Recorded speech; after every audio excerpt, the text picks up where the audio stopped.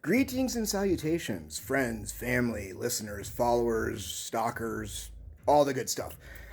Today is episode number 2 of The Mind of Microwaved, and I've got a classic that's just been released on 4K Blu-ray for the first time ever by Severin Entertainment. It was one of those films that was a coming-of-age movie for many of us of a certain age and a certain era of film watching. Back in the day, I was a youngster and not allowed to rent mature movies. Van Houston, who was my movie guy as a child, never let me rent adult movies. That was good on you, Van. But Van did teach me a lot about film. And one of the things he taught me was about French cinema. So, on my bucket list was this. The Emmanuele box set. Did you just hear that? My cat has decided that he wants his treats early. Treats are at 10:30. Not now. It's only 9:58. Oh, anyway, back to the movie. So, I recently got my hands on the Emmanuele box set from Severin Entertainment, and it's a bit of a misnomer. It's only 4 movies, but it's an 11-disc set.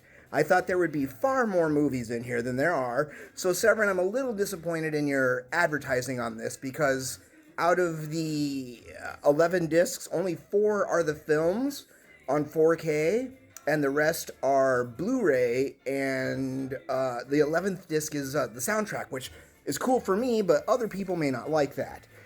As far as the films go, let me talk about them. I watched them kind of out of order because I didn't know any better. I watched Emmanuele 1 through 3, and then I watched I, Emmanuele, thinking it was Emmanuele 4. If you get this set, I would watch I, Emmanuele first. It is actually done in the 60s, and it's an Italian production, not French, and I didn't really get much information about it because I thought it was just going to fall into the everything else here, but it didn't.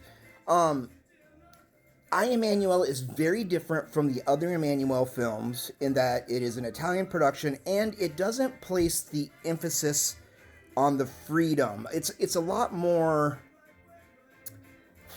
I would say, judgy, maybe. As far as the first 3 films, I find them extremely interesting. Sylvia Kristel is gorgeous and does an acceptable job as an actress in these erotic films from France in the 70s. I must say that my real favorite Emmanuele did show up in these, Laura Gemser. She is, of course, my favorite Emmanuele. She is the black Emmanuele. Sylvia was first, but Laura is my true love. But the films are interesting. The first 2 films kind of relish the excitement of the swinger lifestyle. And as someone who has watched peripherally that lifestyle, the first 2 films feel like the fantasy of the swinger lifestyle, right? Everything's perfect. You fuck anybody you want. Everybody's happy. Everybody loves each other. And it's just brilliant.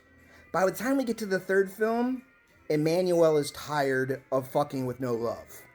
And the thing that happens in the swinger community happens in the film. It all goes to hell. I cannot tell you how important the 3rd film is of these 3 films. I'm not putting down the lifestyle community or the lifestyle in general, but what I'm saying is there is a reality to the lifestyle that many people don't talk about. And the 3rd film in this set hits on that brilliantly. Like I said, the first 2 films are fucking fantasy. Really, they are. It's brilliant, free fucking, everybody's happy, right? But by the 3rd film, you get a real taste of what that lifestyle is like. So if you're interested in checking these out, I do think that these are a worthy collection for your for physical collectors, because this is an important film in the history of cinema, and especially in erotic cinema. It kind of changed a lot of rules and values in America, but I would probably buy the individual discs and not the 11-disc box set. Because in my opinion, if you don't want the soundtrack, you don't need it. The soundtrack is cool, but it's not awesome. It's not like Fabio Fabrizi and his score for Zombie. But it is a milestone in filmmaking. So I do think it's important to be watched. I just don't know that you need to own all the extras. And I will say that I have not watched the extras. I'm not an extra guy. I like the film. I like the art of the film. But I don't need to see the second unit director talk about how he shot Sylvia Kristel's nipple. It's just not my thing right now. Probably when I'm older in the retirement home it might be, but not today. So with that, I'm going to end this because it's gone way too long, but it is 11 discs. So, thank you for watching this Mind of Microwaved about the Emmanuele box set from Severin Films, starring Sylvia Kristel. And the first film is directed by Just Jakin, who I know has done a lot of sexploitation films, but I'm really unfamiliar with them as a director. And I didn't pay attention to the other three, who directed the other three films. It just wasn't that important to me. I didn't see anything in these films that I was like, I'm going to go watch that director every time I see their name. That's just my opinion. And hopefully you will enjoy these films if you get a chance to watch them. You can always stop by and hang out and watch them with me. As always, leave your comments down below if you've seen these films. And if you have this box set, what do you think about it? And I also, as always, I'll include my link in the information so you can check out my Letterboxd and keep up with what I'm watching. Thanks for watching. Thanks for... I'm going to go exercise too. I'm going to start walking today. I'm going to get some of this fat off.